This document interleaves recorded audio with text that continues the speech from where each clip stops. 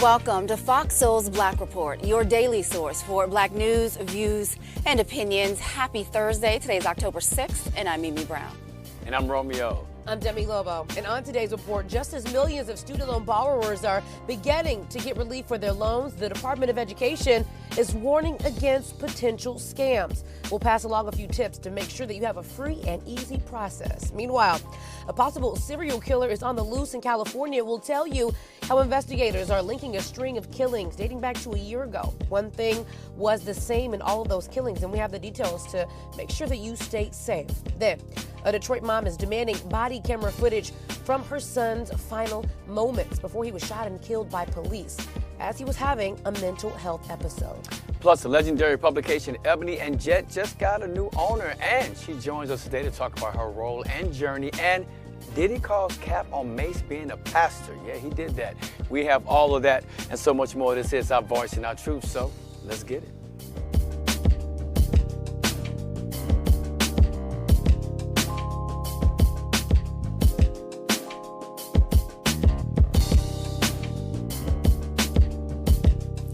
Good afternoon, and thanks for joining us. We start today with news on the student loan debt forgiveness.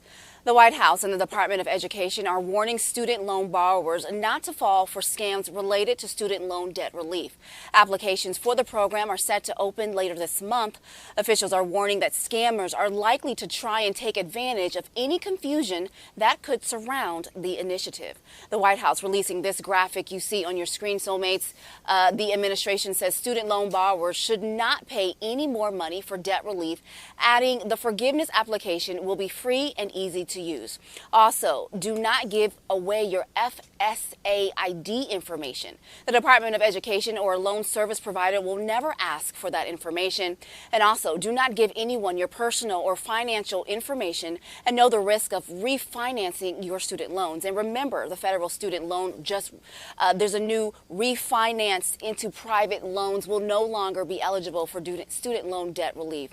Now, the White House and the Department of Education have not released the exact date when forgiveness applications will be open, but they say it will be sometime later this month. I love that they released this because here, we've seen so many scams, especially when we had the PPP loans and how so many people were taking advantage of the confusion surrounding that. And so what they're saying is they just want to let people know that do not, if it sounds too good to be true, make sure that you do all your due diligence. Also, borrowers, they said, will hear directly from the Education Department when the application's open and whether or not you will need to fill out an application. Some people, they say, may not because they already have some of your information on hand. And so they will make it clear as day for you, soulmates, so that way you do not fall into the wrong hands and become prey to some scams that I'm sure are going to go down. Oh, yeah. Absolutely. I love that you mentioned the PPP loan because anytime there is an opportunity for money to come in, there's always going to be opportunists that take advantage of that moment. We've seen it with so many different scams. We could go Brett Favre and on and on and on. And so really happy that we're finding ways to give more information with this because you have people that are a little bit older that are also seeking loan forgiveness that will not be able to tell the difference between an official email from the Department of Education versus someone that can make an email that is a copycat email that looks exactly identical. You put in your information and then you've lost everything and you're in worse condition than you were before. So really happy that you gave those tips to make sure you seek an official email. And if you're unaware, not internet savvy, get a niece or nephew or someone to double check that second pair of eyes for you. Yeah, if you're questioning, you definitely want to have someone else either look at it before you open it up or not even opening it up at all because this is the time of the year. These are things where people try to take advantage of people that don't understand what they're opening up, information that they're giving. And so much you have to remember the government's offering up to $10,000 for those who make less than $125,000 a year and end up with $20,000 for those who receive Pell Grants. So remember, that's the amount that you could be getting back based on your income. But you know what? You got to be careful out there. Absolutely. So more on student loan debt relief here. More on President Biden's student loan debt relief plan. A conservative law firm has filed a lawsuit to stop the forgiveness program from going into effect, citing the racial wealth gap is simply unjust. The suit contends that because Biden's proposal aims to narrow the racial wealth gap and aid black borrowers, it's discriminatory and involves taxation without representation. The lawsuit requests the judge immediately halt any student loan debt forgiveness while the case is being heard in court. While there are no racial requirements for loan eligibility, the lawsuit quotes a White House fact sheet that claims black students and their families are more likely to borrow for school and take out larger loans, and those black students and other students of color are more likely to qualify for the Pell Grants Romeo was just talking about, which are income-based. Students who obtained a Pell Grant can receive up to $20,000 in debt reduction, and students who did not can receive $10,000. And so it's night and day from the first story to the second story here. You have so many people that are finally very close to getting $10,000 or $20,000 in student loan debt relief. And then you have a company here trying to come in and stop that shine because they're saying that it's going to be about $300 billion over the next 10 years to fully help all of the student loan debt be wiped out for so many Americans. And you have people that are thinking, hey, I could use this money for something else for me. And, you know, it's funny to me about the racial wealth gap being unjust. If you are not a part of the minority of us who are saying that we're the ones who are suffering, you can't speak on this. Don't speak on this if you're one of the people that's not suffering from the racial wealth gap. If you're just not if your tax bracket is out of what we're dealing with right here, just don't even comment on it because you can't even begin to understand what an unjust racial wealth gap really looks like. Exactly. Yeah. You know, this story overall is just sad that someone would even bring this, a law firm would even bring this to a judge to rule on, because basically what this is saying is that the student debt relief program discriminates against white people. That's basically what they're saying, and we know that there's no such language in Biden's plan, that there's no such race language at all. So what they're looking at is that a study, because we've talked about a lot of these studies, right? They talk about how black people will benefit from closing this racial wealth gap, and that's the first thing they hear, and now people are screaming reverse racism. It's not reverse racism. We know that black people have to take out a whole bunch of loans, more loans than others, because we don't have, or we're not afforded the same type of opportunities. And so when we want to go to school, it costs us more. Yes. And that's basically why now the Biden administration is trying to, even that loan burden just a little bit by enacting this student loan debt forgiveness program. And so I don't think this has any legs. I think they're grasping at straws here. Yeah. But the fact that they're even doing it and we have to talk about it is sad. Yeah, it's always one though, right? Mm-hmm. It's always one, sometimes more. The ones go against the grain. This could be good for our country. All right, the race for Arkansas governor is heating up. Arkansas gubernatorial Democratic nominee Chris Jones is closing the gap against his Republican opponent Sarah Huckabee Sanders ahead of November 8th midterm elections. Now, according to a local poll, Sanders holds an 11% lead against the Democrat. Jones says he remains hopeful and believes he still has a shot at becoming the state's first black governor. Roughly 7 to 8% of Arkansas voters are undecided, which could play a major part in which candidate becomes the state's. In California's Central Valley, a possible serial killer is on the loose. You can see the back of a person dressed in all black. The only surviving victim told police that the suspect wore dark clothing and a dark COVID mask style. Now, investigators say the shootings began a year ago, about a year and a half ago, with the most recent murder happening last month. They say the victims were alone in a dark area at night when they were ambushed. There is a $125,000 reward for any information leading to an arrest. Until police catch the killer, they are asking for people to stay alert. A woman who faced criminal charges after recording Minnesota police while they held two black men at gunpoint will get $70,000 in a lawsuit settlement. Amy Koopman faced a misdemeanor charge of obstructing the justice system after she live-streamed officers who pulled over a car and approached it with guns drawn. She says she wanted the live stream to encounter on Facebook and guarantee that the safety of those two black men, it was videotaped. And also, she wanted those police officers to face consequences. The settlement prohibits officers from retaliating against bystanders, and the police department must also develop regulations for onlookers' rights and also observe and record police activity. A Michigan judge threw out felony charges against 7 people in that Flint water scandal. In 2014, Flint managers began using the Flint River to save money while a new pipeline to Lake Huron was being built. But the river water wasn't treated to reduce its corrosive qualities. Lead broke off from old pipes and contaminated the system for more than a year.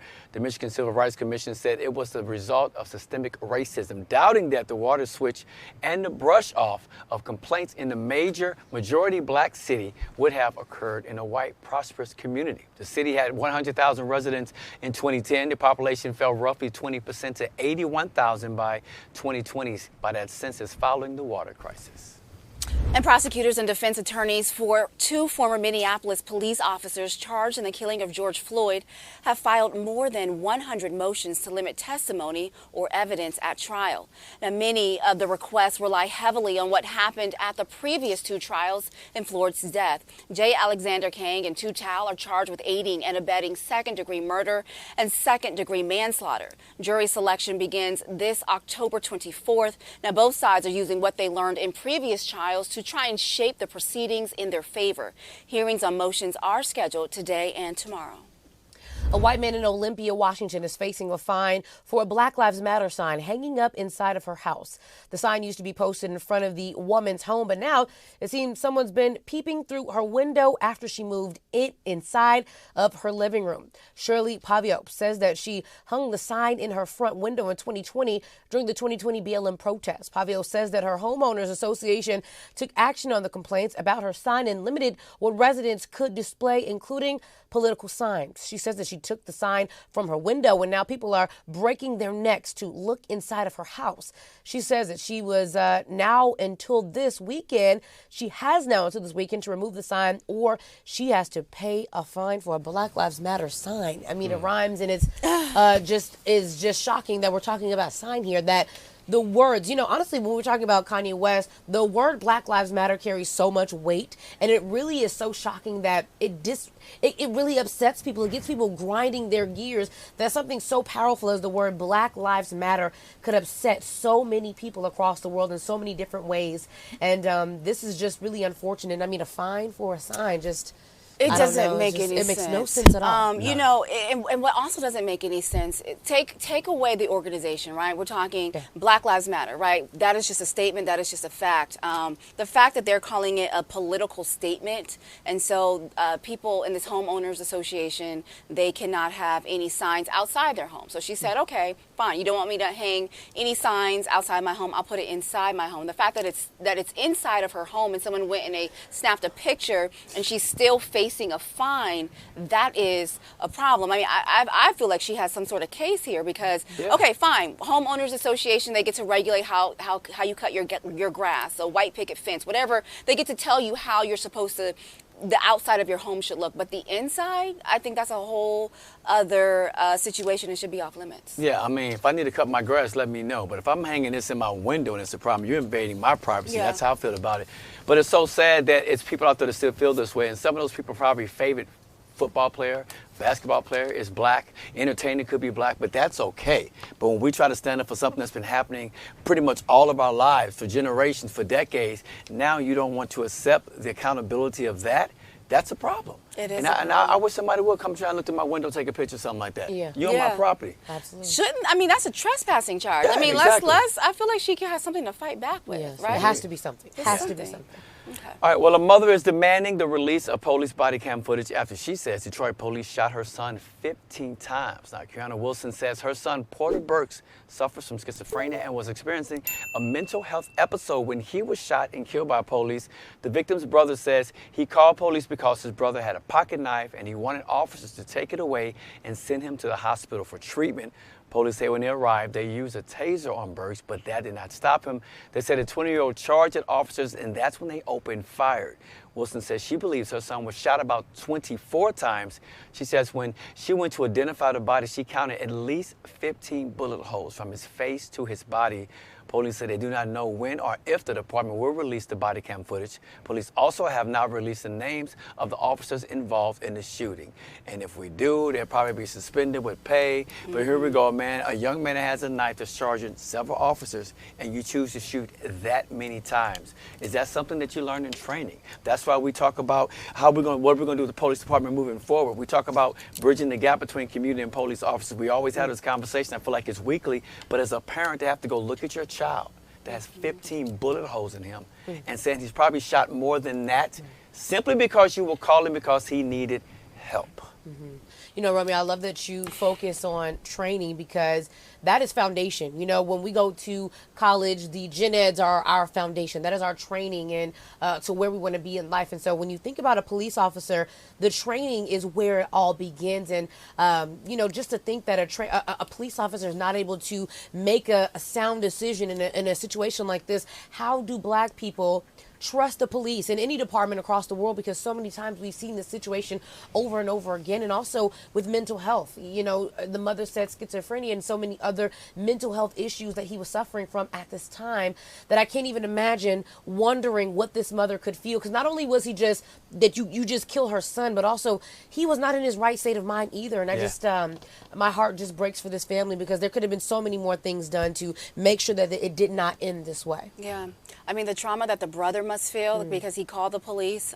He said that, you know, he feels so guilty. He just wanted their help. And I think we walk a fine line of when we call police and when we don't call police. You know, sometimes having a family member calling over a neighbor, some brothers, someone who can help you diffuse the situation sometimes before we call the police seems to be what works best sometimes in our community because we never know. I mean, he had a pocket knife. So no matter what, he had a pocket knife. They said that he lunged at them. Yeah. That doesn't account for 24 bullets in this young man's body. So it's just very, very unfortunate. Again, when I think of situations like this, I think about what happened to Pocket Knife. But then you had the man in Buffalo, New York that killed 10 people and still had the gun in his hand, and they talked him down. Yeah. Wow. I know.